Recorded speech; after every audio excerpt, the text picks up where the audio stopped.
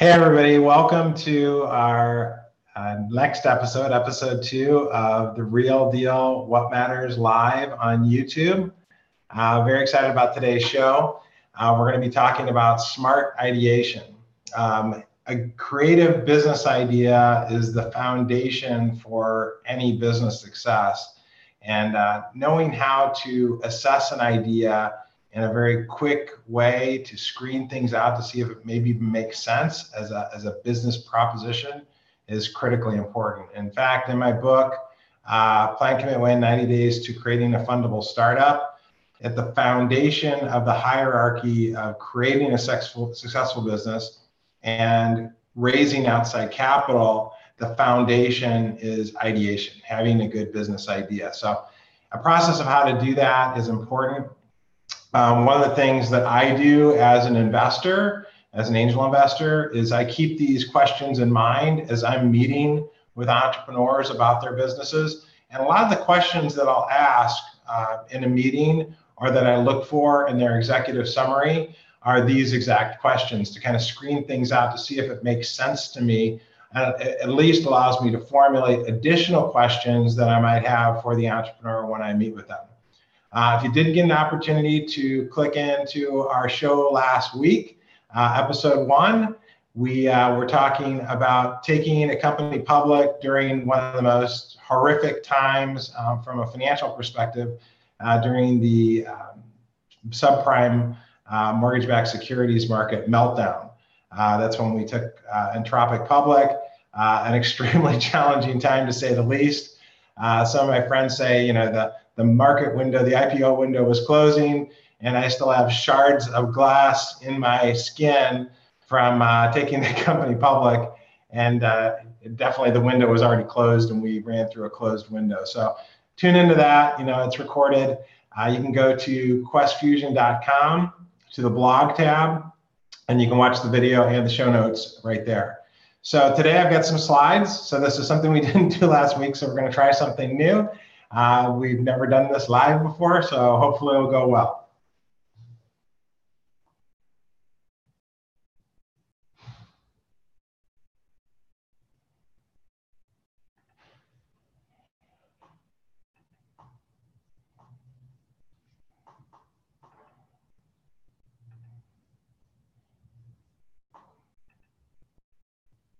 And if anybody has any questions while everything's moving around, feel free to just write it right in the chat, and I can answer the questions for you or have Patrick answer them for you after. Okay, so we should have the screen share up.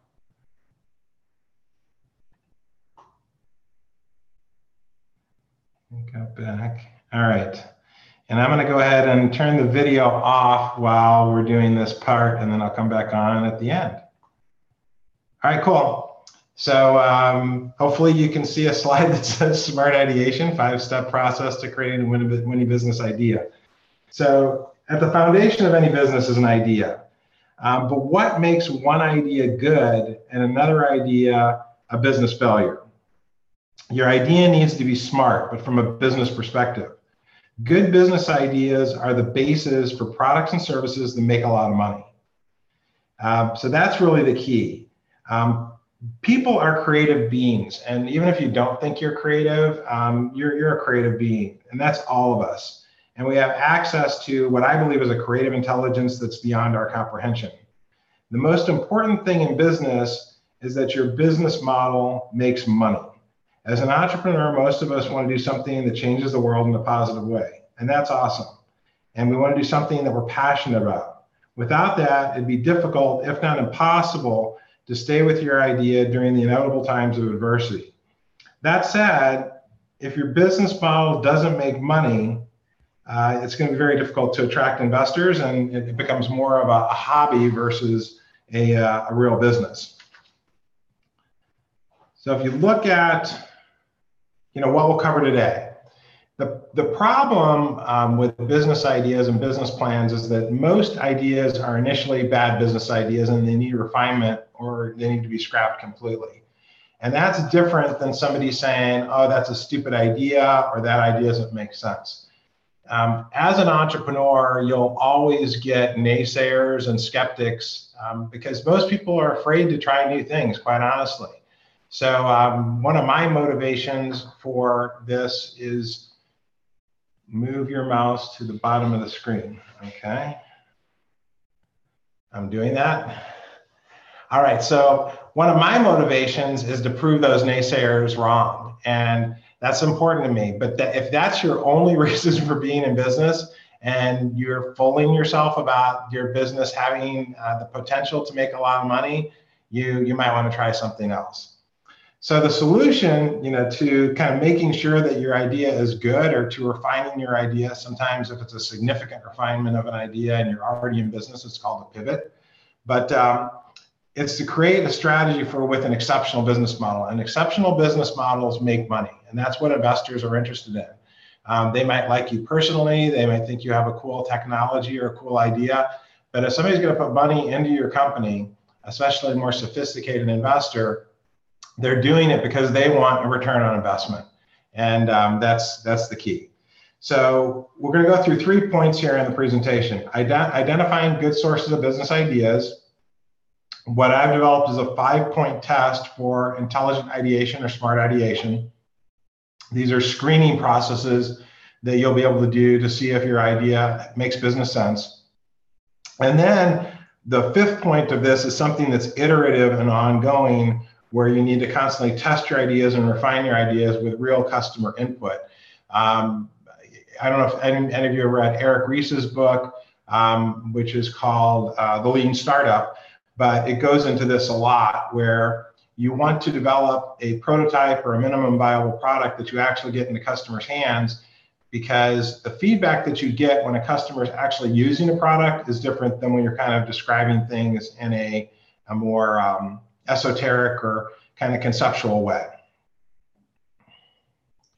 So there's a few different key sources of business ideas. Some of this came from different places I found on the internet and just based on my own experience. But the first is brainstorming. So brainstorming, you get a group of people together, hopefully that have some experience and expertise around what's going on, and they come without judgment, and you throw ideas up on a whiteboard or on a notepad and just be creative. And then you have a session after that to kind of screen things out and see what makes sense and what doesn't make sense. The second area is the media. So media includes radio, television, newspapers, magazines, periodicals, trade journals, and the internet. It can be fun. I mean, I think it's fun. I don't know if everybody thinks this is fun, but to use the internet and Google search for random searches on the internet as a source of ideas. It's a way to kind of do creative brainstorming by yourself, if that's such a thing. But you can come up with a range of opinions and solutions, and then also using social media groups as a source of ideas and a way to flesh things out can be very helpful as well. The third area is your work experience. In talking with dozens of entrepreneurs and company founders about where they got their business ideas, I think this is the most commonly source of things that people come with ideas. They're trying to solve a frustrating problem that they have with a customer or a user or whatever the previous inferior solution was for the problem. This is where being curious, inquisitive, having an open mind, and not accepting the status quo are very important. The next area is attending trade shows and exhibitions. A lot of times, if you're with a business and you're going to trade shows, you're super busy doing booth duty and things like that. But even if you can take a half a day just to walk around and ask questions and look at what people are doing and how customers are reacting, your potential customers are reacting to the solutions that are available in the market, and being curious again, finding out what they like, what they don't like, that can be a great source of ideas. The next area is really customer complaints. And as Bill Gates said, your unhappiest customers are your greatest source of learning. If a customer is complaining about something, there's a good chance that other customers also have that same problem. And it's a big enough and important enough problem for all the customers, then there could be a business opportunity there. The next area is creatively thinking on your own. Unleashing the creative juices of your mind can be one of the best places for solutions to key problems. I go through this process of kind of clearing my mind. Some people call it meditation. Some people call it having some quiet time. I like to do this in the morning and just basically clear my mind and come up with ideas for solving some of my biggest problems. And then you screen those ideas based on viability. Another area when talking with a lot of entrepreneurs is they have hobbies, things that they do in their spare time that they really enjoy. And this becomes a source of business ideas as well.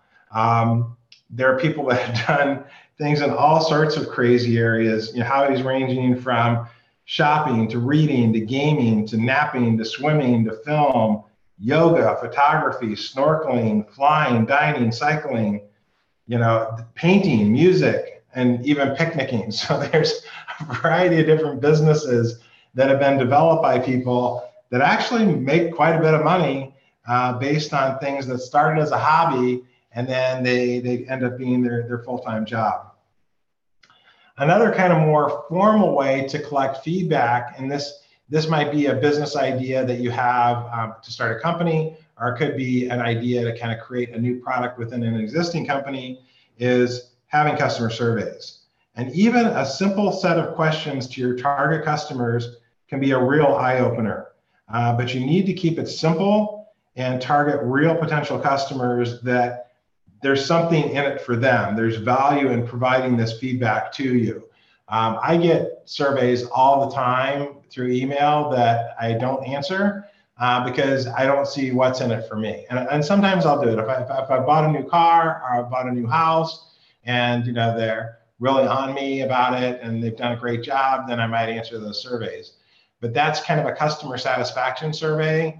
What we're really talking about is understanding what the big problems are that your potential customers are trying to solve, and then coming up with creative ideas around how to solve those things. So another kind of key part of this whole idea is the best ideas are typically derived, best business ideas are typically derived by a combination of your domain experience, your domain expertise, and your technical product knowledge. And let me explain what I mean by this. Domain experience is an expertise in a particular industry. In my career, I worked in the aerospace defense industry. I've worked in the specialty chemical industry. I've worked in the semiconductor chip business. I've been in the software business. Some of my customers have been in the pay TV industry, cable companies, satellite companies.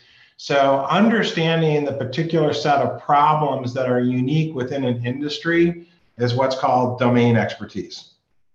Technical product knowledge are things that deal with, web design or online marketing or semiconductor mixed signal design or analog design or software development. So those are areas where you basically have some technical expertise that you know how to solve a problem better and more efficiently than somebody else that's solving that problem. I think it's really important to have a discipline to systematize the creative process. And a lot of people that are maybe creative types are like, oh, I won't be creative if I have to be systematic. I need to just be free thinking and free forming. And if you look at the most creative geniuses in the world, whether it's in music or sports or art or technology, they typically have a discipline about how they do these things. They spend time and they dedicate time to thinking about these things. I remember at Sun Microsystems, they had 4 founders of the company. All of them are billionaires, by the way, at this point. Some bigger billionaires than others. One of them was the earliest investor in Google, so he's the biggest billionaire. But I've had the opportunity to meet Vinod Khosla and Scott McNeely.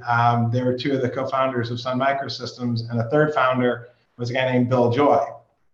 And in meeting Vinod and also Scott McNeely, they both said that Bill Joy had a business idea every day that you could start a business on.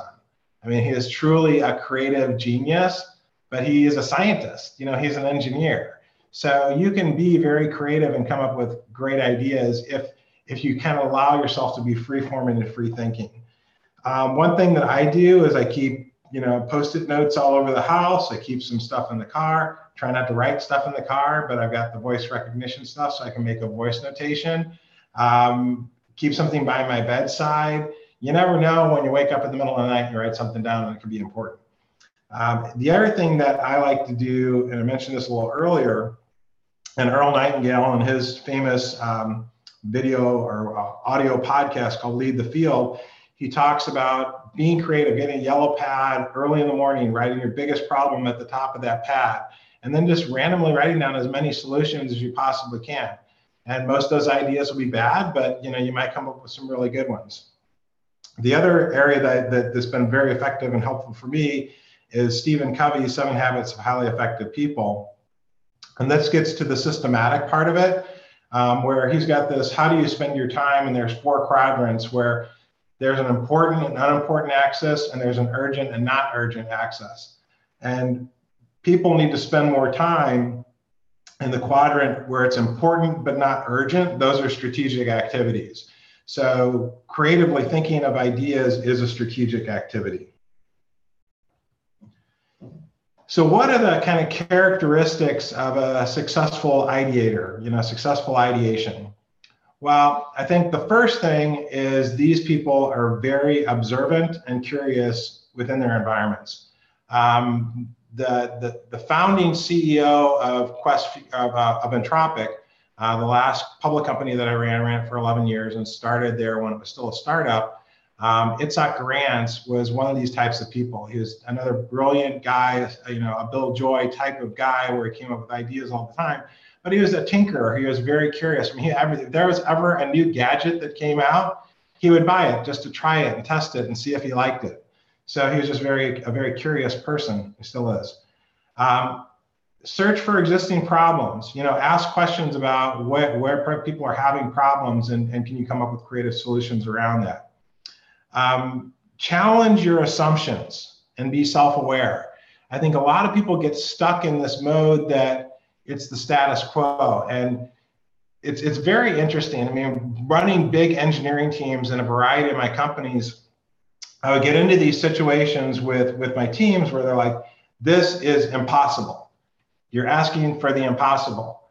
And I would say, is it really impossible or is it just really difficult? And they're like, well, it's really difficult. I said, well, that's actually a good thing, because by the time we get that solved, it's going to be almost impossible for anybody else to solve it.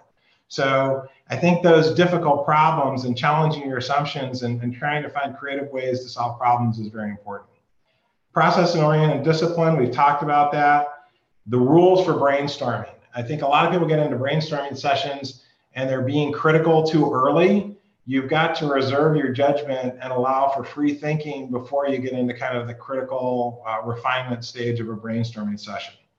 And then I like to use what's called the 5 whys. This is like being a 4-year-old kid. Like your son or your daughter comes up to you and they ask you a question and then you answer it and they say, well, why? And then you answer it again and they say, why? And they're trying to get to the real root of this. At some point, you can't actually get to 5 whys with your kids after 3. That's just because of the way it is. So the more you can kind of continue to be curious and understand what the real problems are, that can be very helpful. There was a great example of this actually when Amanda and I went to Social Media Marketing World this year. We were in a session and she asked one of the keynote speakers a question about a problem with her business. And he kept digging in and digging in and digging in. And by the end of that conversation, Amanda had a whole new set of awareness around what the problem was that she was dealing with. And the surface problem was very different than the deeper root cause problem. So I think that can be extremely effective. All right, so let's get into it. Intelligent ideation. It's a 5-step process. Let's do a time check here, Amanda. How far in are we? It's about 20 minutes. Okay, so Let's go through this 5-step process. We call the customer problem solution test, the sustainable competitive advantage test, the intersection test, market size and growth, and idea refinement. The first 4 of these, anytime I meet with an entrepreneur about making an investment, I will ask specific questions related to the first 4 of these to see if this is something that makes sense as an investment for me. And many VCs, many other angel investors do the same thing. Customer problem solution test. This is really to test to see if there's real customers that are interested in this solution. And this really gets to the key point of dealing with customers that have a lot of problems. And maybe they've got 10 or 15 different issues that they're trying to work through, and they're overwhelmed. And the best solutions are the solutions that solve their biggest problems, the ones that really are just causing them to lose sleep at night, that have tremendous headaches associated with them. And sometimes you really can't tell if that's the case until you go through kind of idea refinement. But you can ask questions and get a pretty good understanding of this just by seeing how people react to those questions. So what I like to do here is have 3 basic questions. And these are questions you need to answer for yourself. These aren't the exact questions you ask the customer, but these are very, very important. Is the problem big and important enough for the customer that they're actually going to do something? Is the customer desperate to solve this problem? And is my idea vastly superior to the alternatives? Because people don't want to take risks. They're willing to stick with the status quo unless there's huge payoff and huge benefits for making a change. So if the answer to these questions, is it a big important customer problem? Yes. Is the customer desperate to solve this problem? Yes. Is this something that, basically I'm gonna have a big problem with the current solution and I'm gonna be a hero if I solve this? That's yes. You might be onto something really good. The next thing is looking at the competitive landscape. What are the alternatives out there? And do you have something that can maintain a competitive advantage over time versus the other solutions? Because almost any idea can be copied over time, even if it's reverse engineered and even if it's patented.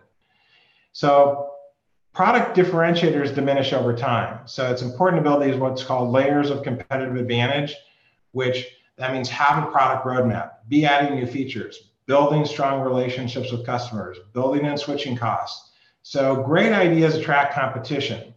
If you have something that's very niche and focused on a very small market that's not interesting for attracting competition, and you're building a lifestyle business around that, that's one way to be, modestly successful. And in fact, some small business owners that have niche businesses can make a very good living doing that. But if you're trying to build a growth company where you're attracting outside capital to get into kind of the big leagues of going public or having a huge acquisition strategy, you're going to be in a business that's eventually going to attract other people. So you need to continue to build layers of competitive advantage. The next area is what I call the intersection test. And I think Oprah actually has a version of this that has 4 things or 5 things. But the things that I've seen is if you find something that intersects with your passion, your domain expertise or your technical knowledge, and a big customer problem, and you can form a team of passionate people around that can execute on that idea, you potentially have a real winner. The next area is about the market size and market growth. And when I talk to entrepreneurs that are trying to build growth companies, they always say I'm addressing this billion-dollar, multi-billion-dollar market, which is great because you need to be addressing a very big market to attract venture capital investment. But the key question is, where is your beachhead? Where do you start and how do you build from there?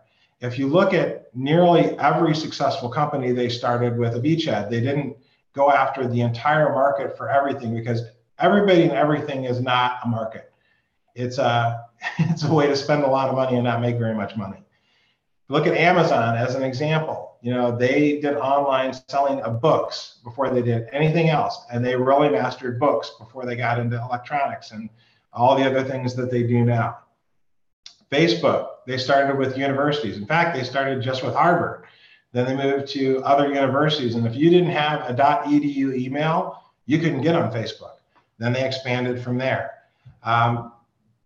Understanding your beachhead, but then understanding and being able to describe the bigger picture vision and how that builds into a multi-billion-dollar market is an important thing. And the reason why this is important, and all the venture capitalists in the world typically have MBAs and they've been educated at the top universities, is that they've read this stuff from McKinsey and Company, this grow fast or die, that if you're not growing really, really fast, even after you reach scale, and that's a minimum of $100 million in revenue, then you're not going to be successful in terms of return on investment.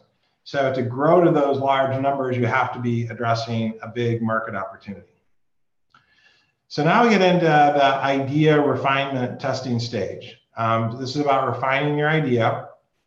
And a good way to do this before you even have a minimum viable product is to have a technical and business advisory board. These are people that are industry insiders. They're dealing with the problems. And even though they might not currently be with your target customers, they've come out of that industry and they can provide essential non-biased feedback. And if you compensate them and motivate them correctly, they can play devil's advocate with you about why is this thing good or not good in terms of the potential customers. So I go into this stuff in a lot more detail in my guide to smart ideation. You can get that by going to smartideation.com. It's free. And everything I just wanted to tell you guys is that something really exciting that we've been working on for several months now is the launch of Plan, Commit, Win Mastery. This is our new online course, which is going to be launching within the next week or two. And this basically turns my book, Plan, Commit, Win, 90 Days to Creating a Fundable Startup, into an online course. A lot of people that have read the book, and it's got a lot of critical acclaim and won some independent book awards and sold very well, was that I want more. I want a workbook or a guidebook.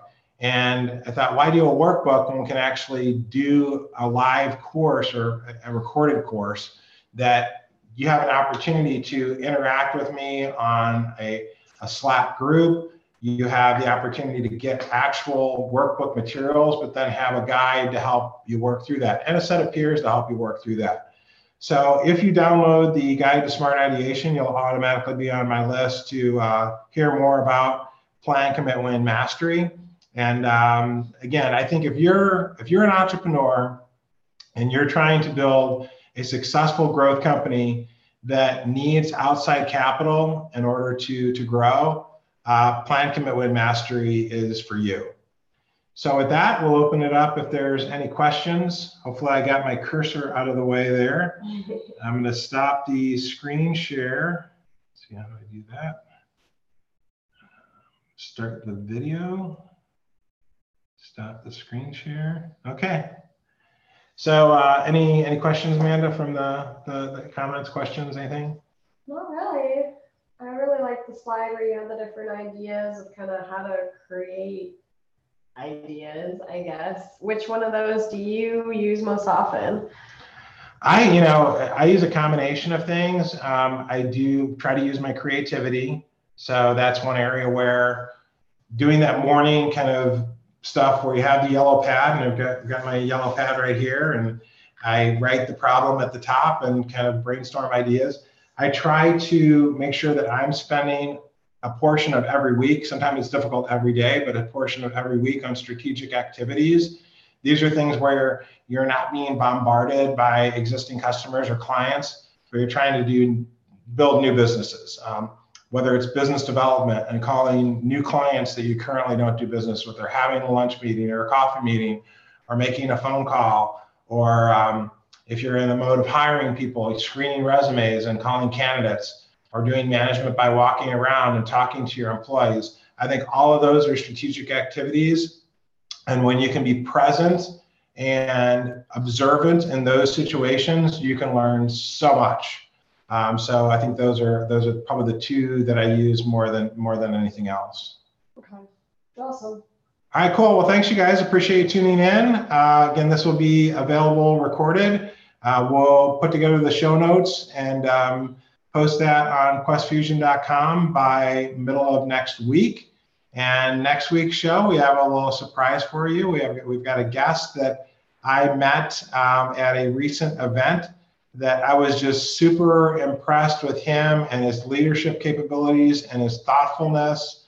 And he's a former military veteran that was highly decorated and dealt with some really difficult stuff in protecting and defending the United States. So tune into that. I'll tell you more about that on our social media. And until that time, keep going after it, up and to the right. This is Patrick Henry, CEO of QuestFusion, with the Real Deal What Matters Live. Thanks for tuning in.